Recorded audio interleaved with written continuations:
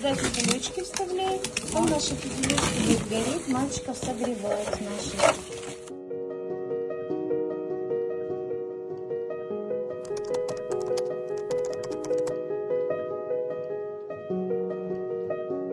Кто-то там уже находится, да, сын старший.